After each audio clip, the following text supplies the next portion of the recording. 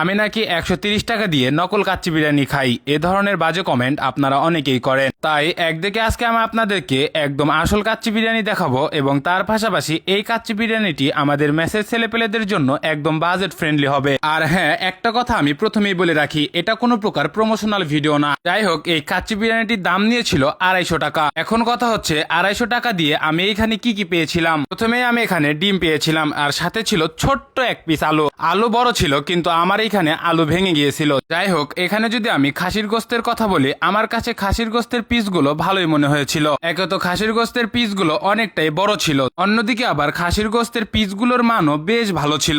250 টাকা দিয়ে খাসির গোস্ত আমার কাছে বেস্ট মনে হয়েছিল। সবশেষে যদি আমি রাইসের কথা বলি, রাইসগুলো বেশি ঝরঝরা নয়, মানে রাইসগুলোর সাথে বেশ ভালো পরিমাণে মশলা লেগেছিল। যাই হোক, প্রথমে আমি রাইস এবং আলু দিয়ে এক লোকমা খেয়েছিলাম। যদি বিরিয়ানির স্বাদের কথা বলি, আমার কাছে বিরিয়ানি খেতে বেশ ভালো লাগতেছিল। তার কারণ আজকের বিরিয়ানি একদিকে যেমন অনেক গরম ছিল, অন্যদিকে বিরিয়ানির রাইসগুলোর মধ্যে মশলাগুলোর ব্যালেন্স খুবই পারফেক্টলি বোঝা যাচ্ছিল। আমি এখানে আলু এবং রাইস দিয়ে খাওয়ার পর খাসির গোস্ত দিয়ে খাওয়া শুরু করেছিলাম। যদি আজকের খাসির গোস্তের কথা বলি, আজকের খাসির গোস্তটা যথেষ্ট পরিমাণে সফট এবং জুসি ছিল। এটার জন্য ভাত দিয়ে মেখে খেতে বেশ ভালো লাগতেছিল। আপনাদের কাছে 250 টাকা হিসেবে এই বিরিয়ানিটি কেমন লেগেছে অবশ্যই কমেন্ট বক্সে কমেন্ট করে দিয়ে যাবেন। সবশেষে যদি আজকের এই কাচ্চি বিরিয়ানির কথা বলি, আজকের এই বিরিয়ানিকে আমি দেবো 8 আউট অফ 10।